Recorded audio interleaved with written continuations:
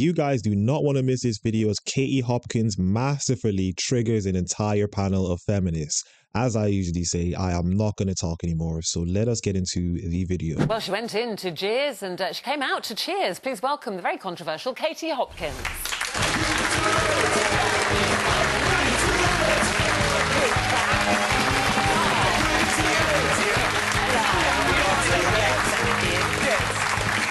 Oh, a mixed reaction, I think. Well, yes, well, you've got a mixed reaction coming out. I did, but I particularly like the lady there in the red. When you went in, it was big boos, wasn't it? Really big boos. Yeah, really big boos. So I went in as the most hated Celebrity Big Brother candidate ever in the history. You liked that? You liked that title? Yeah, I know where I am with boos. I know where I am with being hated, kind of the biggest bitch in Britain, most hated woman in Britain. That's kind of space that I'm used to. I'm used to kind of getting boos from audiences, so I'm all right with that. But did you go in because you don't like being the most hated woman in Britain? You wanted to change that? No, I think I went in because, you know, I've been asked for quite a long time. The January series is always, I think, the better one because people are indoors and largely bored at home anyway. And because there only comes a certain amount of time where you can keep saying no, when you recognise lots of people are working very hard out there, doing 13-hour night shifts to earn £28,000, £34,000 a year, and you're being offered a lot of money to essentially go in a house and sit on your bottom. So do you go for the money? Yeah, I think for me, ultimately, you can put it to things like, you can say, well, that's the school fees paid for, or that's the university fees paid for, or whatever you want to put it as, and that's, for me, justified leaving my children for 4 weeks, although obviously leaving them with my husband and my mum and dad. You see, as long as you're honest about that, because I hear some people in a lot of, you know, TV shows going, I don't know why I came in here, and you think, everybody knows why you went in there. You went in for the money. Yeah, my mum loves you just as But did you go in to win it? Did you go in to win it? Because the thing that I kept people saying, you were saying, they're playing a game, he's playing a game, she's playing a game. You were playing a game. Surely you were all playing a game. You're playing... You are. It is a game, and show. it's important to see it as a game. And it's important as well not to take it too seriously or yourself too seriously. My husband said I should try and see it as the pursuit of happiness. I'm not sure about that. But certainly you should see it as a game. You should recognise that it's not actually that difficult.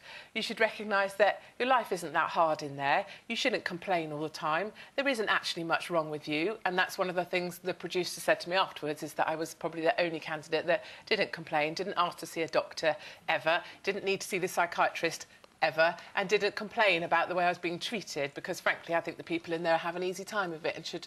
The funny thing is, what Katie is saying is very true. People in today's day and age just want to complain about everything. Even if they have everything given to them, they want to complain. And the thing is, the show shows a wider issue that's going on in society in today's world, where people are complaining, and they're complaining more when they're in one of the most privileged society in all of humanity. There are people who are genuinely struggling in this world, and they don't even complain as much as the people in today's day and age, where everyone has the most latest technology, everyone has clean water, everyone has food to eat from, but yet we're still complaining, and the rates of depression seem to be going up as well. Do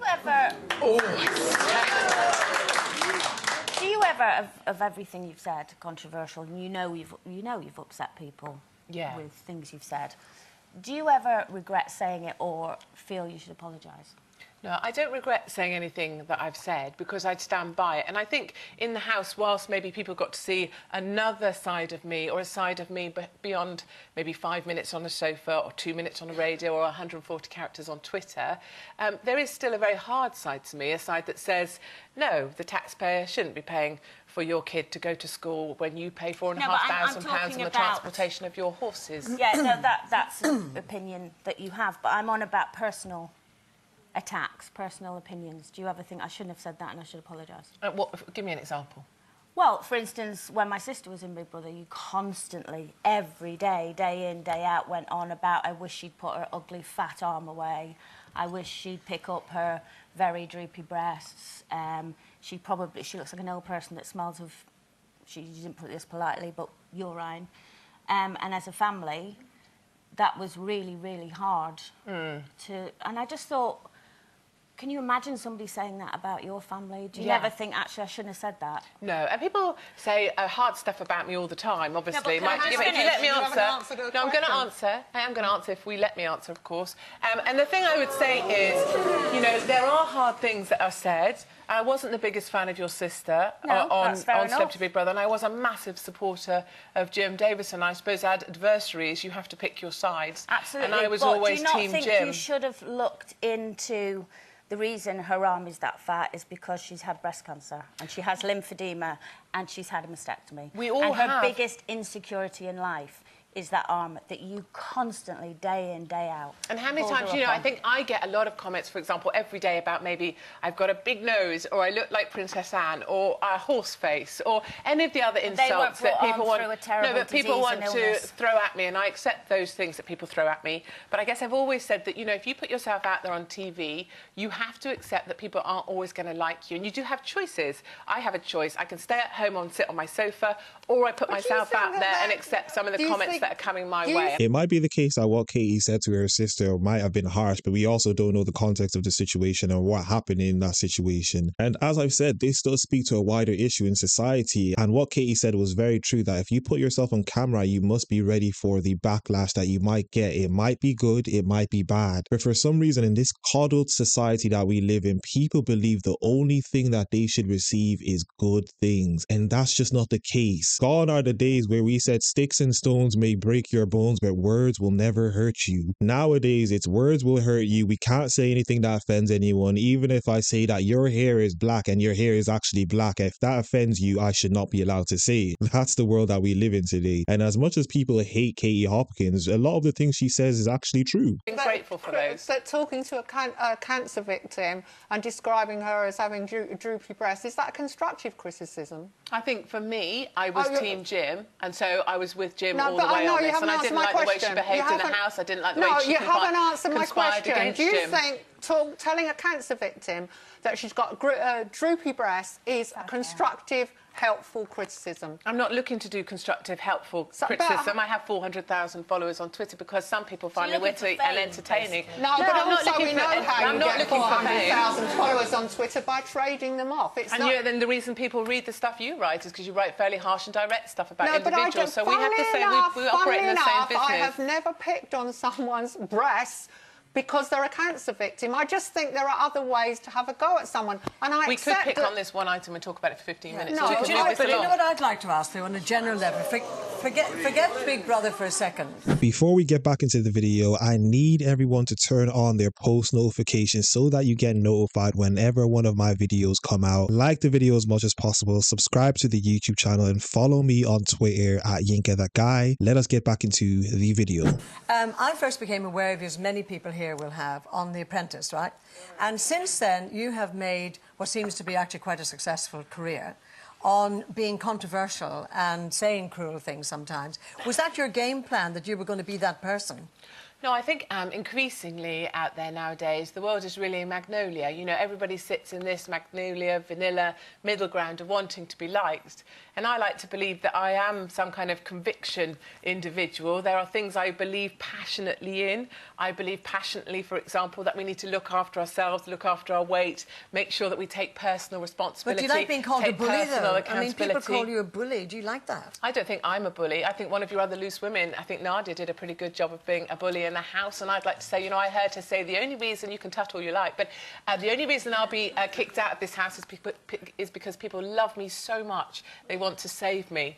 And I think actually there's another side to that. I think Nadia was kicked out of the house because she did a very bad thing in supporting Perez, and actually she wasn't prepared to have another individual in the house that she disagreed with. I didn't vote for Nadia to be evicted from the house, but she voted for me every time. I think I'm quite open-minded, that we all have different opinions, and that's okay. This video is just painting a bigger picture of what's going on in the world, that people will forego telling the truth in order to be liked by everyone. That's why when Katie says some things, people are genuinely confused, because people will rather be liked. So when someone comes out to tell the truth, these people are baffled and say she is bullying people. She's just telling the truth, and people are not used to the truth. And you might think, oh, because Nadia is a loose woman, that, you know, our audience would be biased towards that. And our comments today actually are very varied, 50-50, and a lot in favour of you.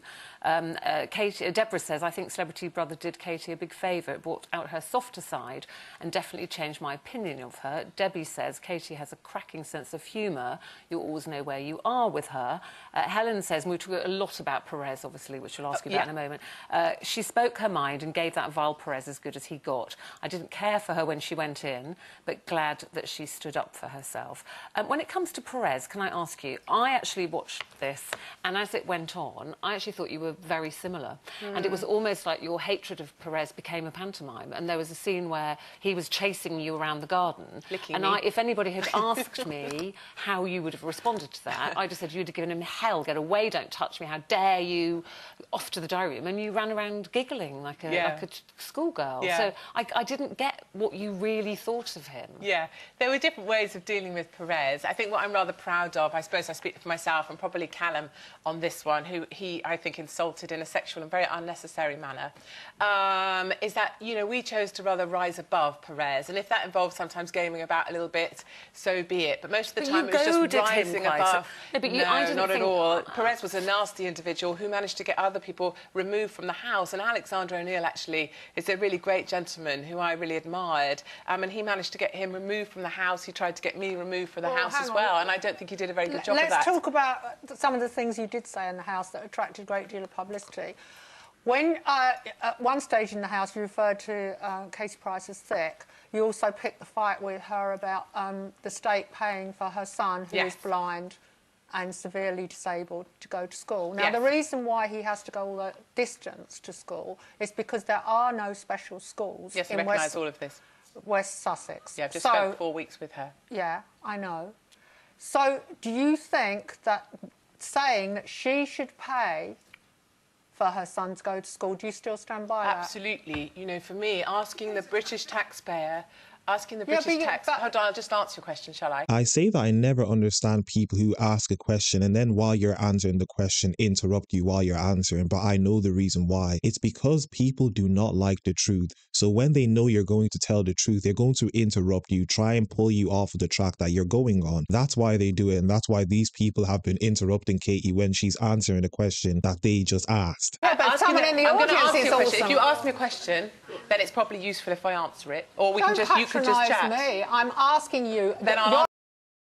Apparently, Katie is patronizing her by saying that I want to answer the question that you've asked. If you're going to interrupt me, then there's no point of me answering. But now she's patronizing. And this video just shows you how the world reacts to certain things. That she's able to interrupt Katie while you've just asked her a question, and that's not seen as rude. But when Katie says, do you want me to answer the question or stop interrupting, she's patronizing. Your question.